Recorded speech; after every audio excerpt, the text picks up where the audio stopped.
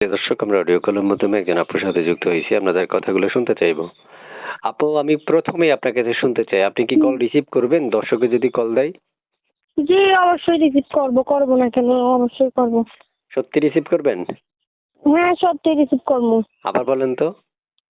হ্যাঁ, সত্যি রিসিভ করবো। প্রিয় দর্শক, আমি এক এক করে ৩ বার তার মুখ থেকে শুনিয়ে নিয়েছি। কল দিলে যে উনি রিসিভ করবে, এখন আপনাদের পালা কল দেওয়ার। কল দিয়ে এবং কল দেওয়ার আগে ভিডিওতে একটা লাইক আর একটা কমেন্ট করবেন আপনি।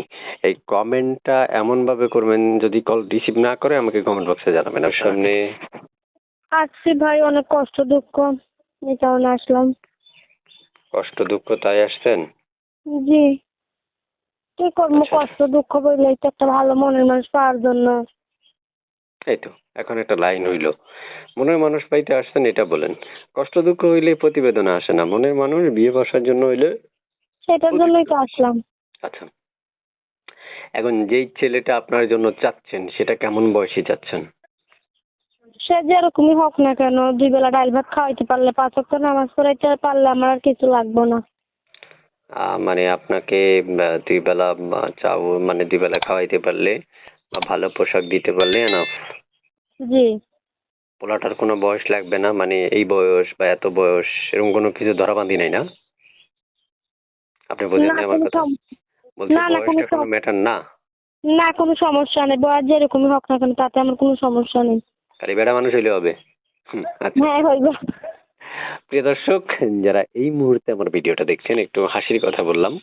তো যারা আমাদের ভিডিওটা দেখছেন তারা পুরো কথাগুলো শুনবেন। আসলে মাঝে মাঝে হাসাইতে হয় তো, কারণ যারা প্রতিবেদন আসে তারা খুব কষ্ট নিয়ে আসে। আর তারা যখন কষ্টের কথাগুলো বলে তখন আসলে নিজেও ইমোশনাল হয়ে যায়। তাই হয়তো বা মাঝে মাঝে হাসাই।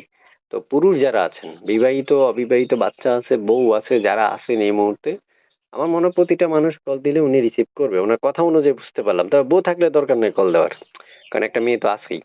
যদি আপনি বিয়ে করার উদ্দেশ্য থাকে তাহলে ফোন দিয়ে কথা বললেন, ওনার সাথে কোনো প্রবলেম নাই। তো খুব আপু শুনতে অসুস্থ। চাই, কি কি আপু? বলছি ঠিক আছে, তো কি বলবেন বলেন। আচ্ছা, মানে আপনাকে কি বিবাহিত কেউ ফোন দিলে কথা বলবেন? হ্যাঁ, অবশ্যই বলবো না কেন, উনি যদি আমার সাথে কথা বলতে চায় তাহলে আমি তোমার সাথে কথা বলবো। প্রিয় দর্শক, আমি বিবাহিতদের কল দিতে না নিষেধ করছি, এখন উনি তো বলছে রিসিভ করবে, তার মানে আপনারাও কল দিয়ে দেন, শুরু করেন কল। তবে আগে পুরো আর কথাগুলো শোনেন। আপনার নামের পাশাপাশি একটু বয়সটা বলবেন, কত বয়স আপনার? বয়স 18। বিয়ে শাদী হয়েছিল আগে? না, বিয়ে শাদী হয় নাই, বিয়ে শাদী হইলে কি আর প্রতিবেদন আসতাম। থাকেন কোথায়? থাকি লক্ষ্মীপুর।